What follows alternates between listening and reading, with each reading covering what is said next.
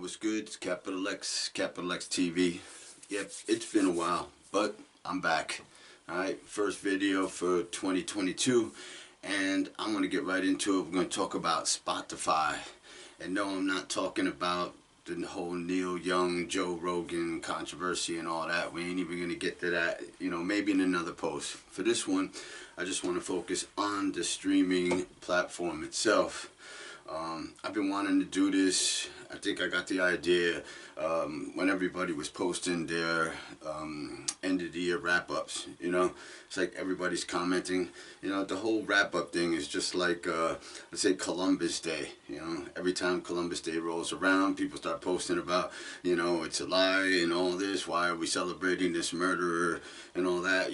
But then the holiday comes and goes, and everything just quiets down till the next year, and it comes back around. And it's the same thing with these wrap-ups. People be, talking about people are paying for streams.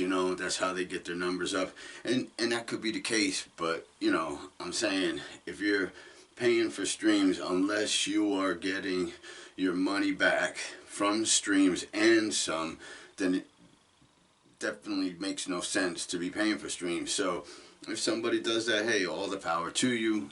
I would hope that you're profiting from paying for streams. If you're not, then yeah, you might as well just throw your money out the window. But some people just like to shine like that. Like I said, all power to them. Then you have some artists that will take it one step further and start complaining about the pay. That they only pay a portion of a penny. I mean, I've complained about that a little bit too. It would be nice to at least get 1 cent or more, but it's a little bit more complicated than that. It's not just that they're people think they're just shortchanging artists when that's not the case. I mean, Spotify does pay record labels licensing to play their songs on their site, and then on top of that, they also pay per stream. So they do pay for these songs. They have to pay like blanket licensing, but that's a whole other thing. To me, yeah, those artists have more, what do you say? They have more reason to complain if they want to complain, but at the same time, they know what they signed up for before they signed up. So to bitch about it afterwards, it's like, you should have maybe negotiated a better deal before releasing your music on the platform. And I mean, when you weigh out Spotify and all other streaming platforms, they're all, pretty close. Napster, I believe pays the most, but who's on Napster? If you can get all of your supporters or fans to get on Napster so you can make a little bit more money, hey, you can do that. But focusing again on, Spotify, like I said, I'm not an expert on it. I'm not an expert in the music business. Even, I've been in and around the music business for, decades. And, I self-educated myself on music business. But a lot of the stuff that I learned reading books, and even in college, I took music business. A lot of that stuff kind of just, is obsolete now, because now we're in the whole digital age. You know what I mean? So it's different, a whole different thing. So I had to kind of relearn things, and I'm still learning. But as an independent artist, and I look at all these other, independent artists and up-and-coming artists complaining about Spotify, and I just had to sit back and think. And this is why I'm making the video. It's like, okay, before Spotify, before Napster, what was it like out there, for an up-and-coming artist? I can tell you because I was there. I was in, trying to make it, or, trying to just, share my music. So I know what it's like. I've also managed artists. At one point, I had like 12 artists that I was managing, so I know what it's like. And so before the complaining about the, fraction of a penny per stream, artists used to complain about people not buying their CDs. That was the big complaint. And it's like back then, you know, it was hard to get short runs, you know, small quantities. So you had to, you know, the first price break to press CDs was like 500. The next one was 1,000, which the 1,000 one made the most sense, you know, where you can get them for just under $2, I believe it was, or maybe $2, depending on, you know, how you made them, you know, whether you wanted a booklet in it, you know, it could get more expensive. But then you would sell your CDs for $10, you know. And a lot of artists that, yeah, they, you know, they was feeling themselves. I'm spitting fire, you know, I definitely should blaze through 1,000 CDs. They quickly realized once those boxes were delivered that it's a lot harder to push 1,000 CDs than they thought, you know. So they used to complain about people not supporting or buying their CDs. And they would have closets full of, you know, actual physical product that they couldn't push. And the artists that I managed and myself, you know, we had product we were trying to push, and you know, we used to try to do it online, but I quickly realized that the best way to push your CDs was doing live shows. People see you live, they like your show, they buy your CD, you know what I mean? So it was a lot harder, you know, to get your music heard, to get your music out there. You know, I said the best way that I realized was doing shows and selling your CDs, you know, and I was fortunate enough to get booked outside the United States early on, and, you know, started touring and got a little bit, you know, known farther than just in the States, just in my state, just in my city, you know. Not an easy thing to do, you know. So that's why I actually like Spotify, you know. First and foremost, I don't look at Spotify as like my main source of income. If you do, then yeah, that's one of your problems right there. You know, it's you know, what they call like a passive income. You know, it's like if you can get a strong following on Spotify, yeah, you can earn a couple hundred or a couple of thousand, or like in the case of Eminem, a few $1 million, you know, a year. You know what I'm saying? So a lot of these artists that complain about the price really have, you know, they don't have a leg to stand on to begin with, because even if Spotify decided to up it to a penny or even 2 cents, you know, are you going to be earning, you know, that much more? Seriously, you know what I mean? So for me personally, I look at Spotify as a tool. When I see those wrap-ups, man, I don't be hating. I get inspired by it because I see a lot of artists that, you know, I respect, or some that I know personally, you know, with some impressive numbers, and I'll be like, yeah, that's where I want to get. So I'm gonna, you know, push harder and work harder, you know. And it's not just Spotify. It's just, you know, just getting the music out there and having other people enjoy it, finding other like-minded people, you know what I mean? They could relate to what you're saying and stuff. That's basically, you know, the best payment that you're gonna get.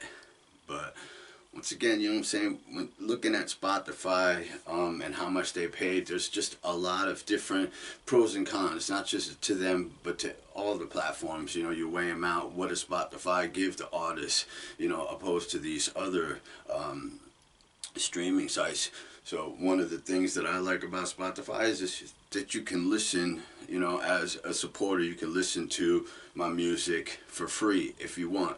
Now, if you're on your phone, of course, that you don't have much control of Spotify on your phone. They kind of limit you, and they basically will play random songs. You might not even get to hear the song that you want to hear. But if you're on a laptop or, you know, PC, whatever, at home, you can download the app and you can set up, basically, you know, you can follow your favorite artists, you can make playlists, you can basically do just about anything. And yeah, you get hit with ads, but if you can deal with that, you can basically listen forever for free and support your favorite artists, you know, streaming as many times as you want. Now, your favorite artist will get a little bit more, you know, like another point more if you have a subscription. That's when they get the top, you know, the top money. So, and yeah, you know, it does add up, and I understand that it takes a lot of streams to make money. It's like there was one artist in particular, someone I have met before, I have respect for. he was kind of griping about the pay.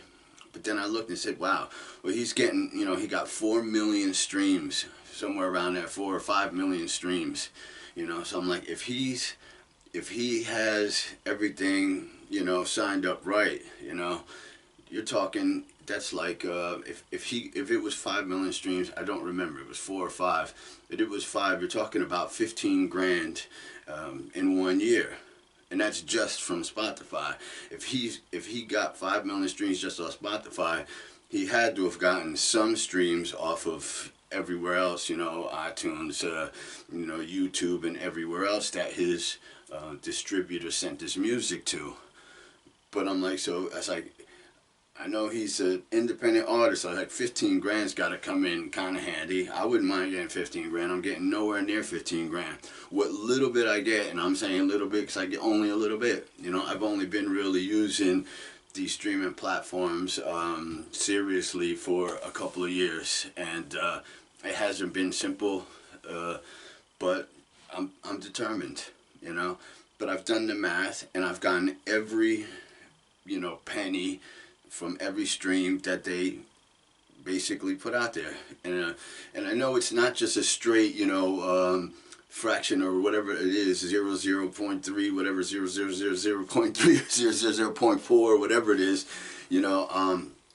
There's a lot of different ways that the money's paid out. So to get into the technicalities of it, I haven't really, you know, got a full understanding of that. But based on what everybody's posting, you know, when I do the math, yeah, I get every cent that I'm owed from Spotify, from, you know, iTunes or Apple Music, whatever, and Amazon and YouTube, all of them. I get the money. I see it there. I've done the math. It's all paid.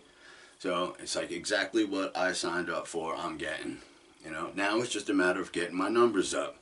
So instead of complaining about how much they're paying, I'm just pushing to get up there to, you know, to get that passive income to grow. You know, that would be nice. But it takes work.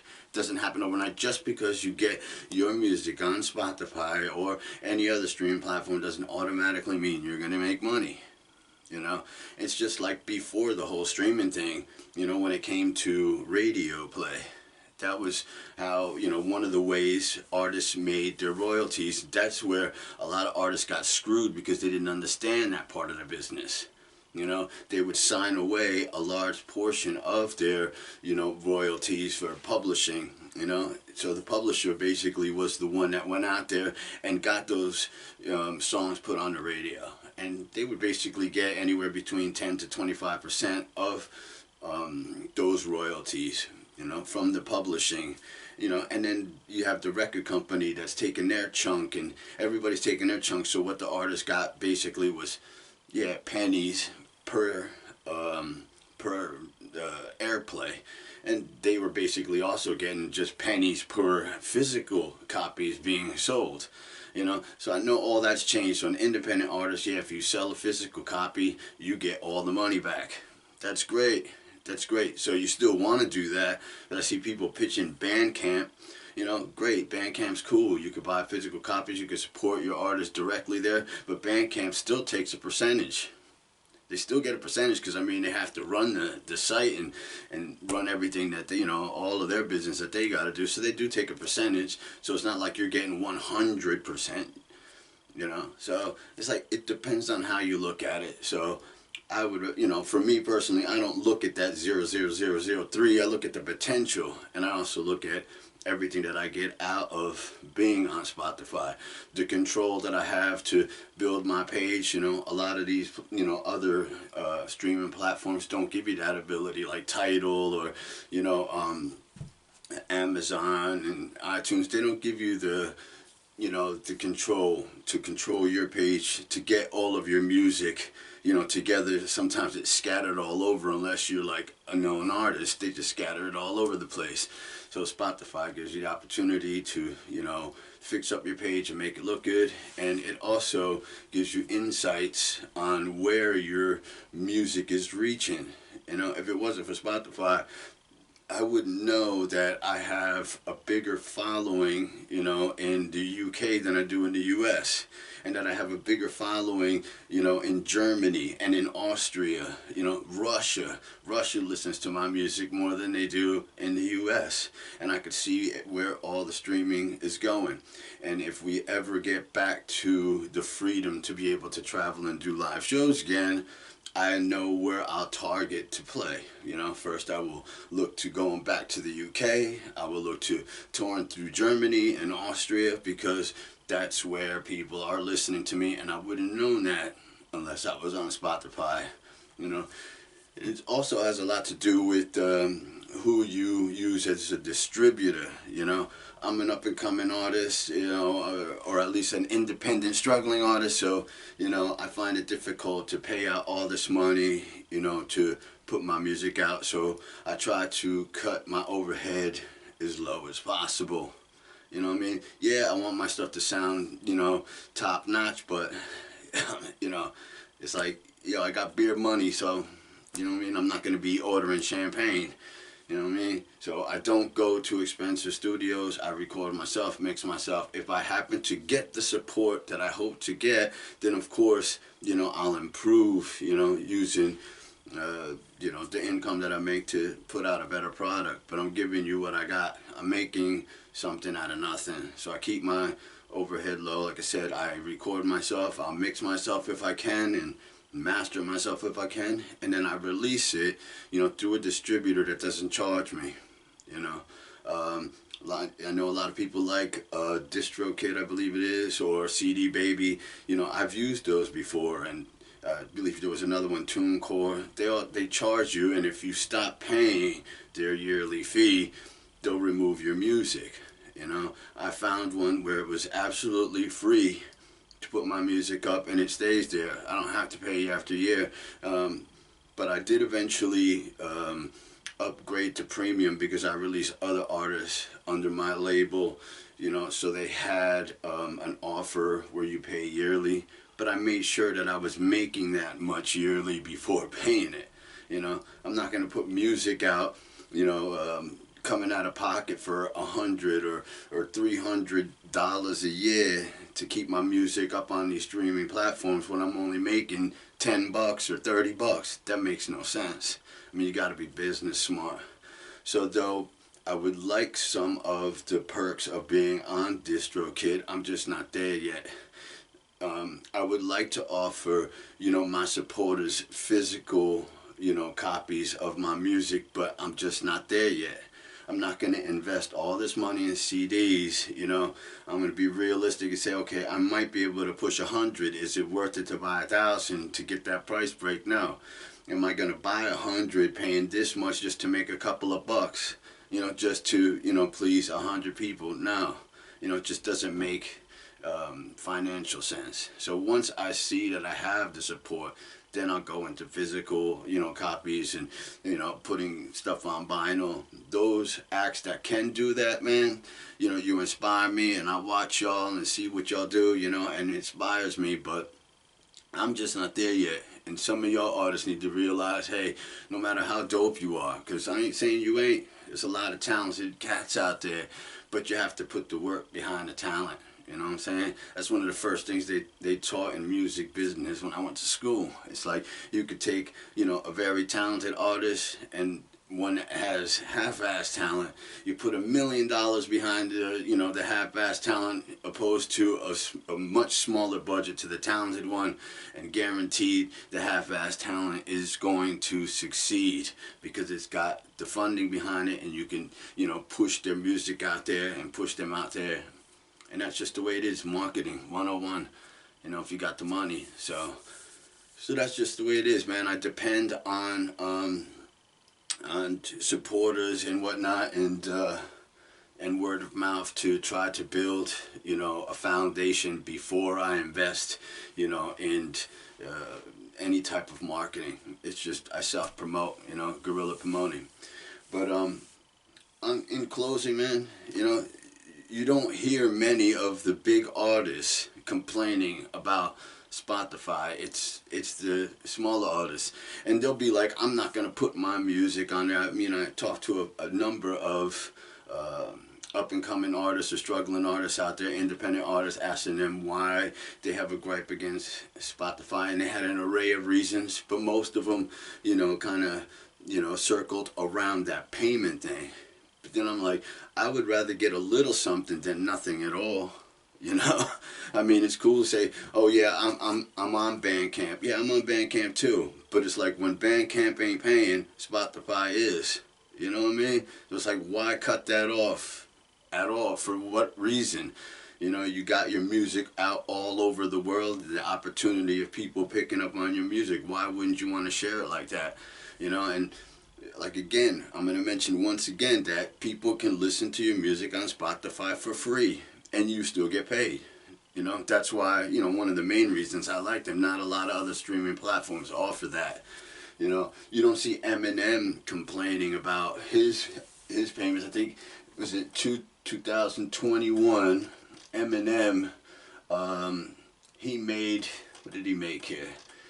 He made, let's see, he earned between 11 million and 18 million dollars off of Slim Shady. I think it's just Slim Shady, but anyway, he made between 11 and 18 million just from Spotify. That's not including all the other streaming platforms, but he's getting that many streams.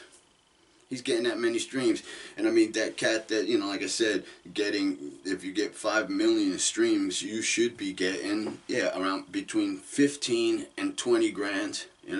I know this one, I don't know him personally, but I follow this one artist on Spotify. He was putting out some music, like it's rap, but he also does some kind of punk rockish stuff.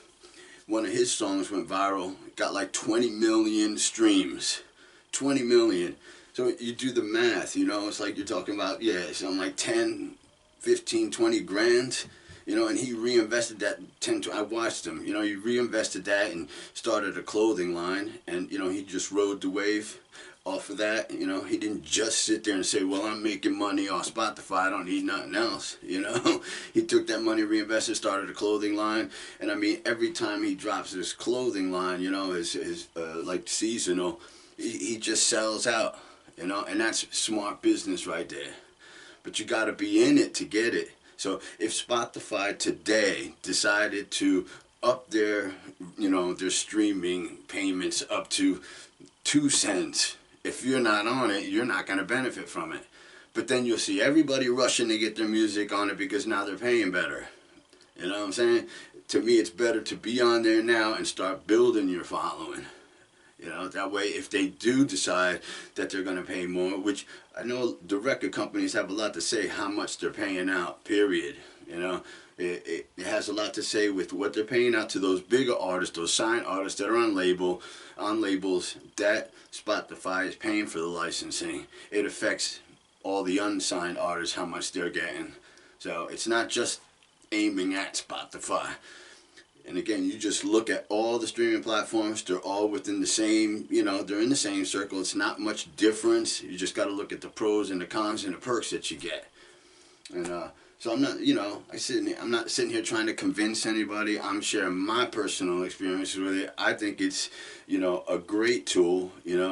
If you're paying a lot of money to be on these streaming platforms, then yeah, I could see you bitching a little bit, but I don't pay anything to get my music on Spotify and all of the different streaming sites. Like I said, so what little bit money I get back, it's 100%. And what little bit of money that I generate on these streaming sites, for Spotify to take 30% of what little I make for what they give back to me, it's a great deal.